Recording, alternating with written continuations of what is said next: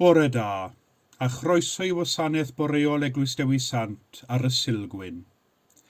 Heddiw, cofiwn am ddyfodiad yr ysbryd glân ar y disgyblion cyntaf, yn ei grymuso i'r gwaith o gyhoeddi'r newyddion da am Iesu Grist. Felly heddiw, wrth ni ddathlu penblwydd yr Eglwys, gweddiwn y cawninau hefyd ein grymuso ar gyfer y gwaith o fyw ein ffydd yn wyneb heriau ein hoes. Tyrd ysbryd cariad mawr, ymwel a llwch y llawr, a gyrd yn erth yn dan i'm hysbryd egwan, ddiddanydd agos ha, fy nghalon I gryfha, a chynnar fflam yn hon, dy newydd dringfa. Tyrd ysbryd cariad mawr, ymwel a llwch y llawr, a gyrd yn erth yn dan i'm hysbryd egwan.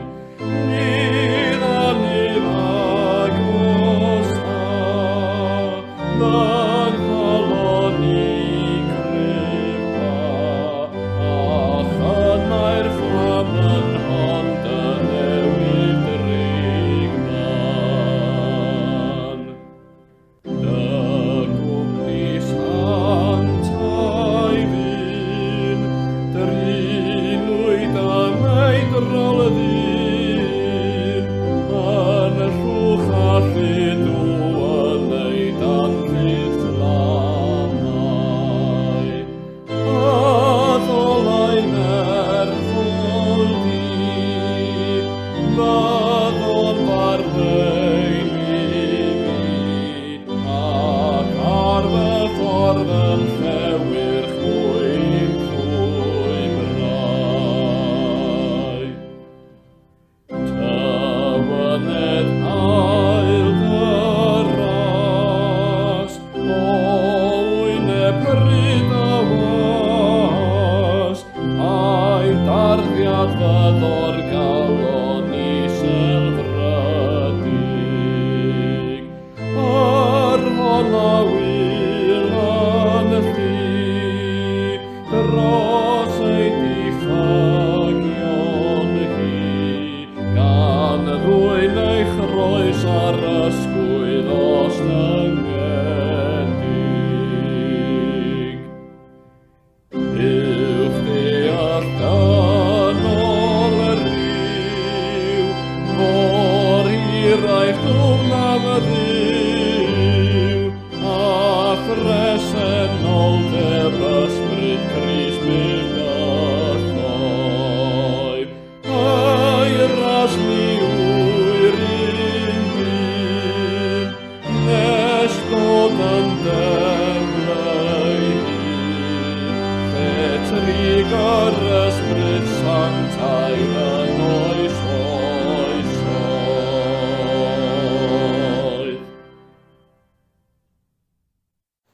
Yn enw'r Tad a'r Mab a'r ysbryd glân. Amen. Gras a thangnefedd a fo gyda chwi. Dad nefol, y mae pob calon yn agored I ti, ni allwn guddio un dim oddi wrthyt, glanhanu a fflam dysbryd glân, mwyn I ni dygaru a thaddoli'n ffyddlon, trwy Iesu Grist ein harglwydd. Amen.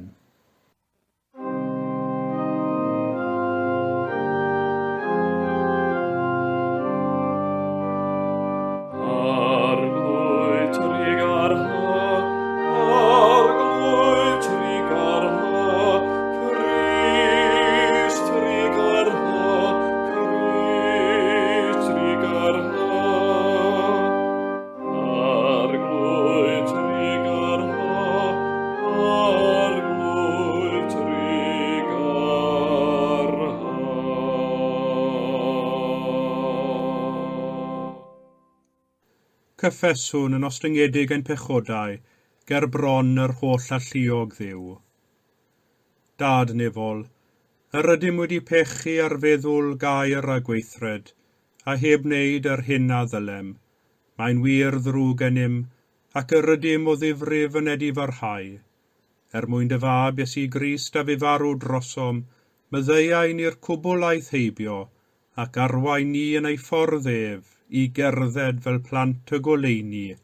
Amen. Yr holl alluog Dduw sy'n maddau i bawb sydd yn wir a difeiriol, a drigyrhau wrthych a chryddhau o bechod, a'ch cadarnhau mewn daioni, a'ch cadw yn y bywyd tragwyddol, trwy Iesu Grist ein harglwydd. Amen.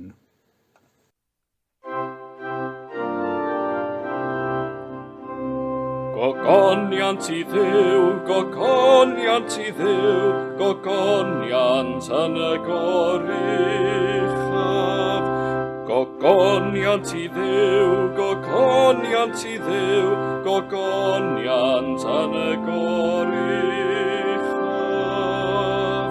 Gogoniant yn y goruchaf i Dduw, ac ar y ddaear tangnefedd i'r rhai sydd wrth ei fob. Molian nhw'n di bendiffiwn di, a volwn di gogonefwn di, diolchwn i ti am dy fawr ogoniant, arglwydd Dduw brenni nefol, Dduw dad holl a lluog. O arglwydd unig mab Iesu Grist, o arglwydd Dduw o'n Dduw, na bytad sy'n dwyn ymaith bechod y byd, trigar hawr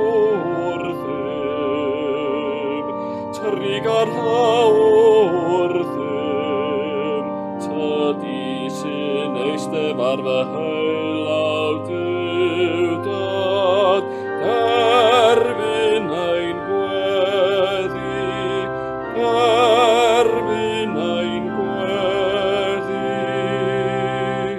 Oherwydd ti yn unig sy'n sanctaif, ti yn unig yw'r arglwydd, ti yn unig o Grist gyda'r ysbryd glân, sydd orych am yng ngogoniant Dduw dad. Gogoniant i Dduw, gogoniant i Dduw, gogoniant yn y goruchaf.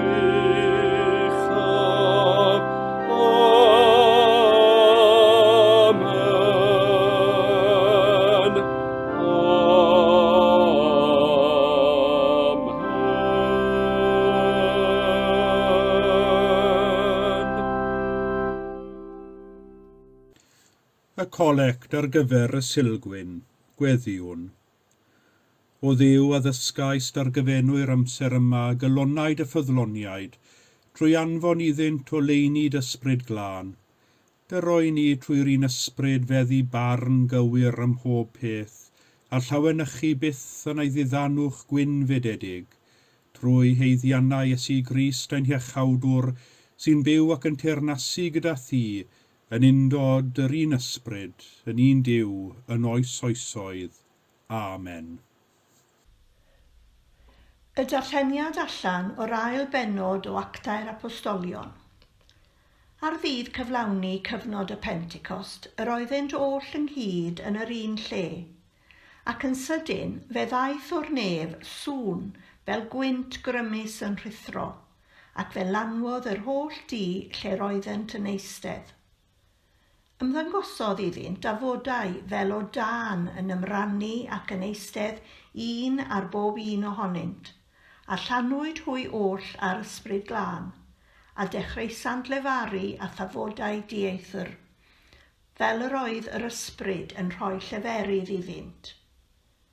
Yr oedd yn preswylio yn Jerusalem Iddewon, pobl ddiwiol o bob cenedl dan y nef, ac wrth glywed y sŵn hwn, fe ymgasglodd tyrfa ohonynt, ac yr oeddent wedi drysu'n lan am fod pob un ohonynt yn ei clywed hwy yn siarad yn ei iaith ei hun.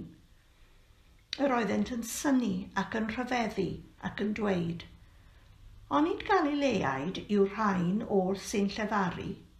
A sut yr ydym ni yn ei clywed bob un ohonom yn ei iaith ei hun, iaith ei fam? Parthiaid a Mediaid ac Elamitiaid a thrigolion Mesopotamia, Judea a Cappadocia, Pontius ac Asia, Phrygia a Phamffilia, yr Aifft a pharthau Libia tua Cyrene, a'r ymwelwyr o Rufain, yn Iddewon a Phroselitiaid, Cretiaid ac Arabiaid. Yr ydym yn ei clywed hwy yn llefaru yn ein ieithoedd ni am fawrion weithredoedd Duw. Tyr ysbryd glân i'n clonau ni, a dod o lai ni'n efol, tydi wyt ysbryd Crist y ddawn, si fawr iawn ar agorol. Thawen y bywyd cariad pyr, ydyn styglir ddoniau, dod elin llygau ddelif saint, ac enaint i'n hwynebau. Gwasgarad i'n gelynion twch, a heddwch i'r oini, os twysog i ni fydd diwnyr, o beth fydd dau ni. Gwrandewch Efengil Crist yn ôl Sant Ioan, gogoniant i ti o arglwydd. Pan ddawr ei reolwr anfona fi atoch oddi wrth y tad, sef ysbryd y gwirionedd, sy'n dod oddi wrth y tad, bydd ef yn tystiolaethu amdana fi, ac yr ydych wi hefyd yn tystiolaethu am eich bod gyda mi o'r dechrau. Ond yr rwyf wedi dweud y pethau hyn wrthych mwyn i chwi gofio pan ddawr amser iddynt ddigwydd, fy mod i wedi ei dweud wrthych. Ni ddywedais hyn wrthych o'r dechrau, oherwydd yr oeddwn i gyda chwi. Ond yn awr, yr rwyf yn mynd at yr hwn am hanfonodd i, ac eto nid yw neb ohonoch yn gofyn i mi ble rwyt ti'n mynd. Ond am fy mod wedi dweud hyn wrthych, daeth tristwch i lenwi eich calon. Yr rwyf fi'n dweud y gwir wrthych, y mae'n fuddiol i chwi fy mod i'n mynd ymaith, oherwydd os nad af, ni ddawr ei reolwr atoch chwi, ond os af, fe hanfonaf ef atoch. A phan ddaw, fe argyhoedda ef y byd ynglŷn â phechod a chyfiawnder a barn, ynglŷn â phechod am nad ydynt yn credu yno fi, ynglŷn â chyfiawnder oherwydd fy mod i'n mynd at y tad, ac na chewch fy ngweld ddim mwy, ynglŷn â barn am fod tywysog y byd hwn wedi cael ei farnu. A mae gennyf lawer eto i ddweud wrthych, ond ni allwch ddal y baich ar hyn o bryd. Ond pan ddaw ef ysbryd y gwirionedd, fe'ch arwain chwi yn yr holl wirionedd, oherwydd nid ohono ei hun y bydd yn llefaru, ond yr hyn a gliw y bydd yn ei lefaru, a'r hyn sy'n dod y bydd yn ei fynegu chwi. Bydd ef yn fy ngogoneddu, oherwydd bydd yn cymryd o'r hyn sy'n eiddo i mi ac yn ei fynegu chwi, a mae pob peth sydd gan y tad yn eiddo i mi. Dyna pam y dywedais ei fod yn cymryd o'r hyn sy'n eiddo i mi ac yn ei fynegu chwi. Dyma efengil yr arglwydd, moliant i ti o Grist. Tyr ysbryd glân i'n clonau ni, a dod o lai ni'n hefol,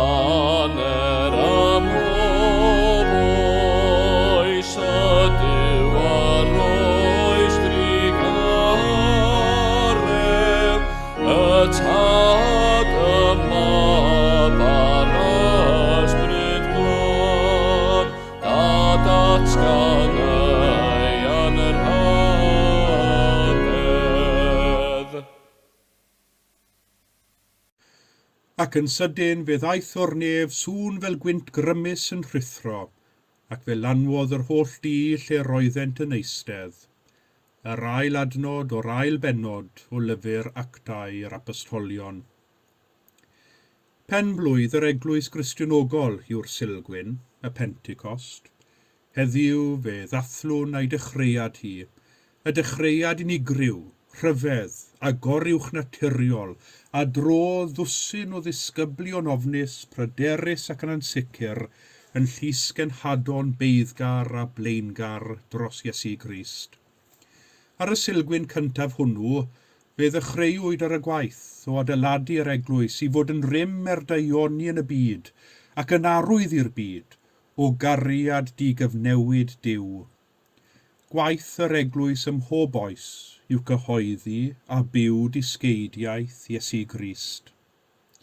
Ac am ddechreuad yn wir, mae drama a chyffro yn perthyn i ddechreuad yr eglwys pan ddaeth yr ysbryd glân at y disgyblion cyntaf a whithau gyda'i gilydd yn un lle yng nghanol dinas Jerusalem. Cyn ei esgyniad fe roddodd Iesu o'r chymyn i'w ddisgyblion, i aros a gweddio nes eich gwisgo o ddichod a nerth. Ni wyddom ddim beth oedd y disgyblion yn ei ddeall, nac yn ei ddisgwyl wrth y geiriau hyn. Efalle fel sawl peth arall a ddigwyddodd iddynt ar ôl yr atgyfodiad, bod gorchymyn Iesu aros yn Jerusalem wedi peri pembleth iddynt. Pam oedd angen iddynt aros? Beth oedd y nerth o ddichod hwn? Roedd Iesu wedi addo wrth ein droion y byddai'n anfon cynorthwyydd, ysbryd y gwirionedd atynt, ar ôl iddo amadael â nhw, fel y clywsom ni yn y darlleniad o'r Efengil yn ôl Sant Ioan y bore yma. Gyda llaw, mae mwy o sôn am yr ysbryd glân yn Efengil Ioan nag yn unrhyw un o'r efengylau eraill. Mae Efengil Ioan yn gwneud y cysylltiad yn glir rhwng Iesu yn ymadael a dyfodiad yr ysbryd glân at y disgyblion. Meddai Iesu, os na daf, ni ddawr ei reolwr ato chwi, ond os af, fe'i hanfonaf ef atoch. Hynny yw, pan oedd Iesu gyda'i ddisgyblion yn ei harwain, roedd dim angen yr ysbryd glân ar y disgyblion. Roedd y dwyfol gyda nhw, ymherson Iesu Grist. Dim ond ar ôl i'r Iesu ymadael â nhw, a roedd angen arweiniad dwyfol arnynt, ac felly fe gawn Iesu yn gwneud ar y ddewyd i'w ddisgyblion, y byddai'n anfon yr ysbryd glân arnynt. Yn Efengil Ioan, fe gawn Iesu yn rhoi disgrifiad gweddol fanwyl i ni o beth yw gwaith yr ysbryd glân, sef goleuo dealltwriaeth pobl, cysuro a chadarnhau, cyfeirio ac argyhoeddi, arwain a chyfnerthu, a thrawsnewid y gwanaf i fod yn gryf, a'r sawl sy'n crwydro'n ddigyfeiriad i gerdded ar hyd ffordd Crist. Rhodd i lenwi gwacder ein cylonnau yw'r ysbryd glân, y dwyfol sy'n gweithio ynom ac yn ein harwain ni yn ein bywydau. Ni adawaf chwyn am ddifad, meddai Iesu. Hynny yw, nid yw Iesu yn gadael ei ddisgyblion mewn unrhyw oes, heb gymorth, heb gysur ac heb arweiniad. Mae'n rhoi ni yr ysbryd glân i fod gyda ni. A dyma welwn ni ar y Sulgwyn cyntaf hwnnw. A ddewyd Iesu ddisgyblion yn cael ei gyflawni'n nerthol, pan ddaeth sŵn fel gwynt grymus yn rhuthro i lenwi'r holl dŷ, a thafodau fel o dan yn ymddangos ac yn eistedd ar bob un ohonynt. Arwyddion, clywadwy a gweladwy oedd y sŵn fel gwynt grymus a'r tyfodau fel o dan, arwyddion allanol o'r hyn oedd yn digwydd yng nghalonnau'r disgyblion pan allanwyd hwy oll ar ysbryd glân a dechreuasant lefaru a thyfodau dieithr. Roedd rhywbeth wedi newid y mywydau'r disgyblion. Roeddent wedi derbyn profiad personol ac ysbrydol, profiad oedd wedi ei grymuso. Ond mor bersonol oedd y profiad, nid rhywbeth i'w gadw'n ddiogel yn ei cylonnau oedd hwn, na chwaith profiad i'w cadw ymysg ei gilydd, ond profiad i'w rhannu ag eraill. Ystyriwch, Petai'r disgyblion wedi aros yn y tŷ a chadw eu profiad ysgytwol iddyn nhw eu hunain, byddai'r Eglwys Gristionogol wedi peidio â bod. Byddai'r hanes am Iesu wedi mynd i lwch heb argofiant gyda'i ddisgyblion. Ond oedd yr ysbryd glân ddim yn mynd i adael iddynt ddewis. Yn hytrach, cawsant eu chwythu allan o'r tŷ lle yr oeddent, allan i strydoedd Jerusalem, allan i ganol y tyrfaoedd o Bererinion, oedd wedi ymgasglu'n y ddinas i ddathlu'r Pentecost gwyl ac yn heiaf, allan i wynebu ac i rhannu ag eraill, mawr weithredoedd Duw, a welwyd y mywyd marwolaeth atgyfodiad a esgyniad Iesu Grist. Allan i bresurdeb a chyffro'r ddinas yr aeth y disgyblion a'r ei hunion, wedi ei grymuso ar ysbryd glân, i ddechrau ar y gwaith o gyhoeddi'r newyddion da i'r holl fyd. Mae'r rhestr hir o enwau gwledydd a phobloedd a gawn yn yr ail bennod o lyfr yr actau yn bwysig, oherwydd bod y gwledydd hyn yn cynrychioli terfynau'r hen fyd ac yn tanlinellu ni mor gymysg ac mor luosog oedd y bobl oedd yno yn Jerusalem ar y diwrnod pan ddechreuodd y disgyblion rhannu'r newyddion da am Iesu Grist. Wrth gynnwys y rhestr hon o enwau, mae llyfr yr actau yn tanlinellu ni bod y newyddion da am Iesu Grist i bawb, ac nid i bobl oedd yn debyg i'r disgyblion yn unig, neu i bobl fel ni yn unig. Mae'r Sulgwyn yn ein atgoffa ni, nid oes modd cyfyngu cariad Duw yng Nghrist i un wlad neu hil neu iaith, ac fe allwn ni gynnwys enwad i'r rhestr hon hefyd. Nid yw'r ysbryd glân yn caniatáu i gariad Duw gael ei geithiwo. Mae cariad yn croesi ffiniau, mae cariad yn rhoi urddas, mae cariad yn parchu'r gwahaniaethau, fel y gall pob un deall a phrofi grym cariad Duw yn ei iaith ei hun. A beth oedd ymateb y tyrfaoedd i'r disgyblion? Mae'n ddiddorol gweld yr ystod o ymatebion. Roedd rhai wedi drysu'n lân.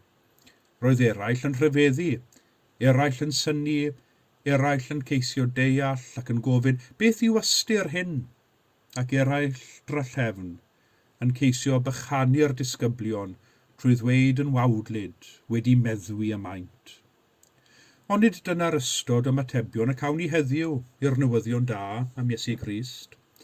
Mae rhai yn synnu, rhai yn ceisio deall, rhai yn rhyfeddu, eraill yn cael ei gadael mewn pembleth, ac eraill yn barod i wawdio a bychanu. Yr un yw ymateb y byd i'r newyddion da a gybu erioed, ac eto ein gwaith fel eglwys heddiw, fel yr oedd i'r disgyblion gynt, yw bod yn tystion ffyddlon i Iesu Grist a'i gariad ef. Y newyddion da yw nad oes disgwyl i ni wneud hyn ar ein pennau'n hunain, ac nid oes disgwyl i ni chwaith wneud hyn yn ein nerth ein hunain, ond yn nerth yr ysbryd glân sydd ar waith yn yr eglwys heddiw. Tystio Iesu Grist yw gwaith yr eglwys ym mhob oes, oherwydd mae Iesu yw sylfaen gadarn yr eglwys, a'r ysbryd glân yw'r gwynt sy'n llenwi ei hwyliau, y grym creadigol sy'n ei harwain a'i ffrocio i wynebu ac ymateb i heriau gwahanol y daw ar ei thraws ym mhob genhedlaeth. Yr ysbryd glân, ysbryd y gwirionedd, yw'r tân ysol sy'n coethi ac yn puro'r eglwys o bob anwiredd ac o bob peth sy'n ei llesteirio a rhwystro yn ei chynhadaeth heddiw. Yr ysbryd glân yw'r dwyfol sy'n chwythu anadl i'r hen esgyrn sychion gan ddwy'n gobaith bywyd ac adnewyddiad i'r eglwys ym mhob oes. Ie, gan gynnwys ein hoes ninnau, gweithaf yr holl sôn am dranc ac encilio. A dyma sy'n rhyfeddol am yr eglwys, sy'n dangos i ni nad sefydliad dynol mohoni. Ar ôl bron i 2000 o flynyddoedd, a'r eglwys wedi mynd trwy gyfnodau o dwf a thranc yn ei hanes hir, y mae'r eglwys yma o hyd. Yn dyst i fywyd, disgeidiaeth a dylanwad Iesu Grist mwyn daioni yn ein byd ni heddiw ac yn arwydd o gariad digyfnewid Duw. Felly ar y Sulgwyn hwn, wrth i ni ddathlu penblwydd yr Eglwys yn y flwyddyn 2021 ar ôl Crist, boed i ni weddio byddwn ni'n effro i'r hyn y mae'r ysbryd glân yn ei wneud yn yr Eglwys, fel y gallwn ninnau gael ein hadnewyddu yn ein ffydd ac ymuno yn y gwaith o fod yn rym mwyn daioni yn ein cymunedau a'r byd. Yng ngeiriau emyn Roger Edwards y Wyddgrug, o lan ysbryd yr addewid, tyred yn dy ddawn dilith, mae dy ras yn ddigyfnewid, gweithia'n rymus yn ein plith. Deffro'r Eglwys, achub, argyhoedda'r byd. Amen. Cyd adroddwn y credon Eceia. Credwn yn un Duw, y Tad holl alluog, gwneithir o'r nef a deiar a phob peth gweledig ac anweledig. Credwn yn un arglwydd Iesu Grist, unig fab Duw, a genhedlwyd gan y Tad cyn yr oll oesoedd. Duw o Dduw, llewyrch o lewyrch, gwir Dduw o wir Dduw, wedi ei genhedlu, nid wedi wneithir, yn un hanfod a'r Tad, a thrwyddo ef y gwnaed pob peth. Ein mwyn ni ac ein hiachawdwriaeth, disgynodd o'r nefoedd, trwy nerth yr ysbryd glân daeth yn gnawd o fair forwyn ac fe gwnaed yn ddyn. Fe groeshoeliwyd drosom dan Pontiws Peilat, dioddefodd angau ac fe claddwyd. Atgyfododd y trydydd dydd yn ôl yr ysgrythyrau ac esgynodd i'r nef, ac yma'n eistedd ar ddy heilawr Tad, a dawd rychefn mewn gogoniant i farnu'r byw a'r meirw ac ar ei deyrnas ni bydd diwedd. Credwn yn yr ysbryd glân, yr arglwydd rhoddwr bywyd, sy'n deillio'r Tad a'r mab, ac ynghyd â'r Tad a'r mab a gyd a ddolir ac a gyd o goneddir, ac a lefarodd trwy'r proffwydi. Credwn yn un eglwys lan gatholig ac apostolig, cydnabyddwn un bedydd maddeiant pechodau, a disgwyliwn ym atgyfodiad y meirw a bywyd y byd sydd i ddyfod. Amen. Yng yr ysbryd glân a derbyniasom drwy ras, gadewch i ni weddio. Arglwydd bywyd, yr wyt ti'n agor dy freichiau i'n cofleidio'n dy gariad, i'n bywhau ath ysbryd glân ac i'n harfogi ath nerth. Tir datom i adfywio ffydd ac i roi ni awydd newydd i weddio ac i dyfu y mywyd Crist. Ysbryd bywyd, yn nadla ar ein hyneidiau llesg. Gweddiwn dros y rhai sy'n teimlo'i ffydd yn wan a'i gofidiau neu llethu. Y rhai sydd wedi pellhau o ddiwrthit ac sy'n balfalu. Am ystyr a chyfeiriad i'w bywydau. Ysbryd bywyd, tywys hwyr bywyd newydd sydd yn Iesu Grist.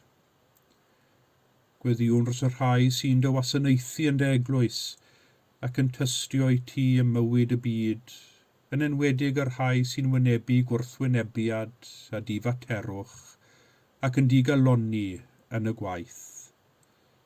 Ysbryd bywyd, rhoeddynt wroldeb a nerth i ddyfal barhau. Gweddiwn dros y rhai sy'n dioddef tlodi a newyn, y rhai sydd yng nghanol peryglon rhyfel a therfysg, a'r rhai sy'n ysglyfaeth i ormes a chreulondeb. Gweddiwn am barhad i'r cadoediad rhwng Israel a Phalestina. Ysbryd bywyd, arfoga ni weithio dros heddwch a chyfiawnder yn y byd. Gweddiwn dros y rhai sy'n dioddef mewn corff, meddwl neu ysbryd, mewn ysbyty neu yn ei cartrefi. Rho i bawb sy'n gofalu am eraill, dynerwch calon ac ymynedd. Ysbryd bywyd, cynnal hwy yn dy gariad. Ysbryd sanctaidd Duw tir datom, i orlifo'n bywydau ath gariad a thaioni, ac ath dangnefedd trwy Iesu Grist ein harglwydd. Amen.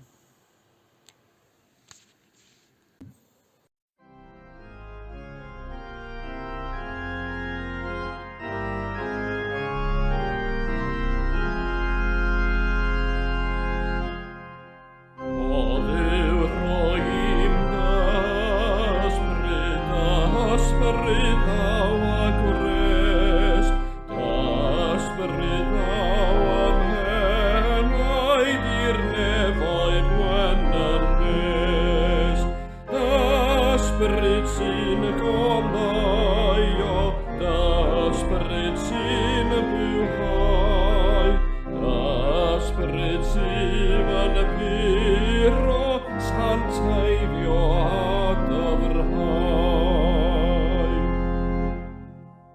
Da ysbryd sy'n datgyddio, yn hairth y siorau drud, nes cefnydd y natur guddiedig yn tir myd.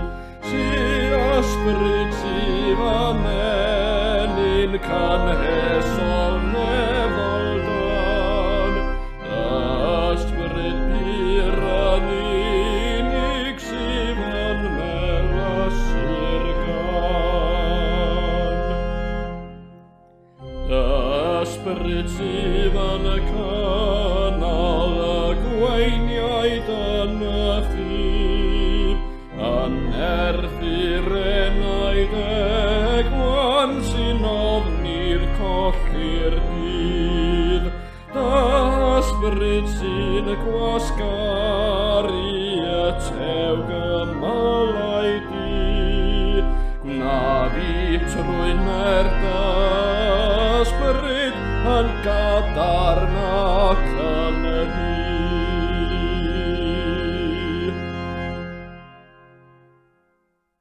Yma'r arglwydd yma, a mae ei ysbryd gyda ni.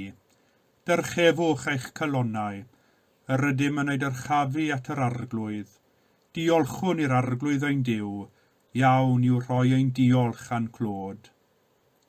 Iawn yn wir, ein dyletswydd a'n llawenydd, bob amser ac ym mhob lle, yw diolch i ti, Dad Sanctaidd, holl alluog a byth fywiol Dduw, trwy Iesu Grist ein harglwydd.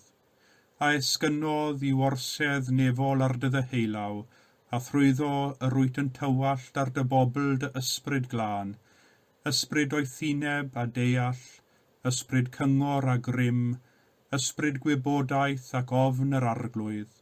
Dathlwn genhadaeth dy Eglwys, pan unodd yr ysbryd glân amryw ieithoedd yn un llais i gyhoeddi un ffydd. Felly, gyda'r llir angylion a holl gwmpeini'r nef, cyhoeddwn o goniant denw ac ymuno â hwy yn ei hemyn di-derfyn o fawl.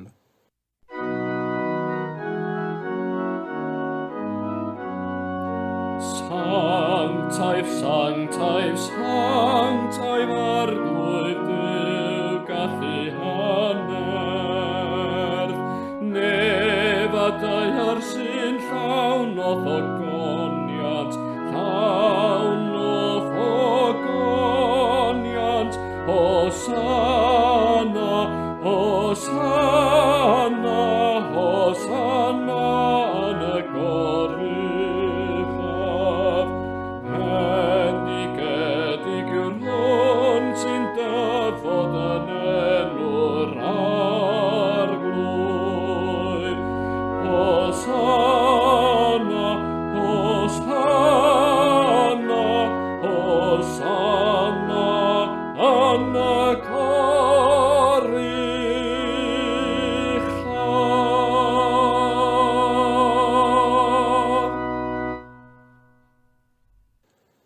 Oherwydd fe dderbyniais i oddi wrth yr arglwydd, hyn hefyd a droddodais i chwi, i'r arglwydd Iesu, yn nos y bradychwyd ef gymryd bara, ac wedi iddo ddiolch fe'i torodd a dweud, hwn yw fy nghorff, sydd eich mwyn chwi, gwnewch hyn cof amdanaf.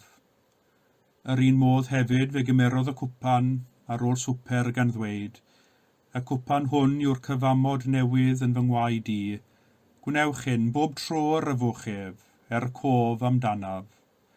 Oherwydd bob tro y byddwch yn bwyta'r bara hwn ac yn yfed y cwpan hwn, ydych yn cyhoeddi marwolaeth yr arglwydd, hyd nes y daw.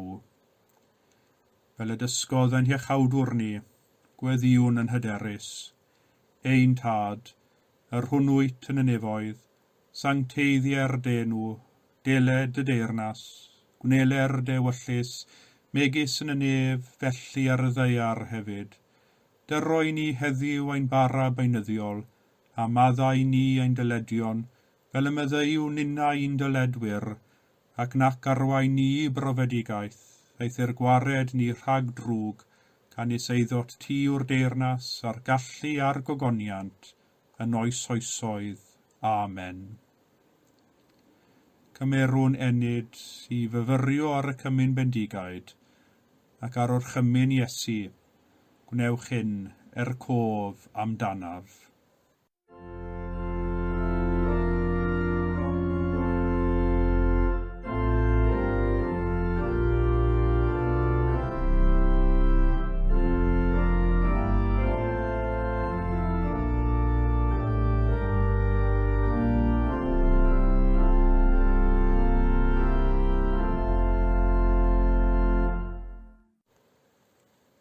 Ac felly gweddiwn gyda'n gilydd. O wynfydedig arglwydd, mewn undod ath bobl ffyddlon ledled y byd, ger bron pob allor yn dy eglwys lle dethlir yr Iwcharist, dymunwn offrymu ti fawl a diolch. Gyflwyna fi ti fy enaid am corff, gan dair ewyllysio bod yn un a thyn wastadol. Am na allaf y nawr dy dderbyn yn y sacrament, tyrd yn ysbrydol i'm calon, gwnaf fy hun yn un a thi, cofleidiaf di a chalon, meddwl ac enaid, na foed fyth i ddim dy wahanu di o ddiwrthyf, fel y gallaf fyw a marw yn dy gariad. Amen.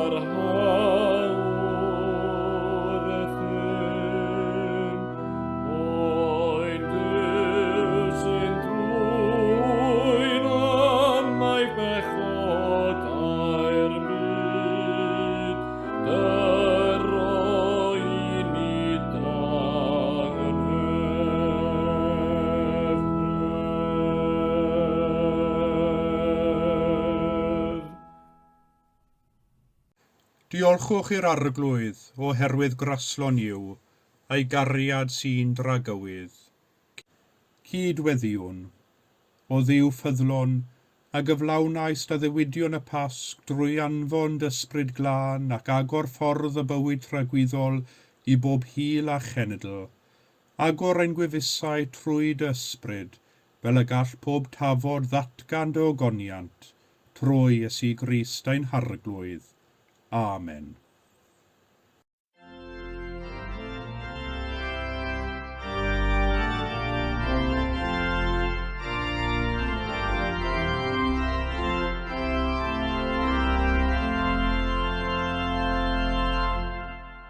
Iesu roes a ddewid hyfryd cyn ei fynd i ben ei daid, yr anfonau efo'i ysbryd i roi bywyd yn ei waith.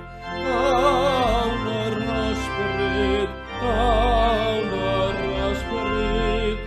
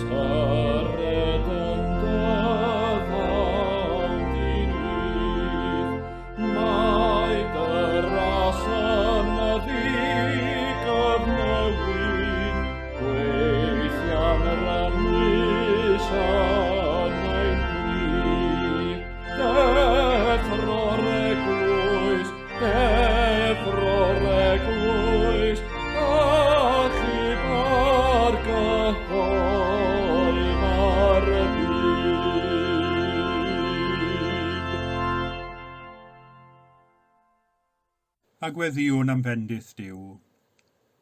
Bydde di ysbryd y gwirionedd eich tywys i bob gwirionedd, a roi gras i chwi dystiolaethu fod Iesu Grist yn arglwydd, ac i gyhoeddi gair a gweithredoedd mawrion Duw. A bendith Duw holl alluog, y tad y mab a'r ysbryd glân y fôn eich plith, ac edrygo gyda chwi yn wastad. Amen.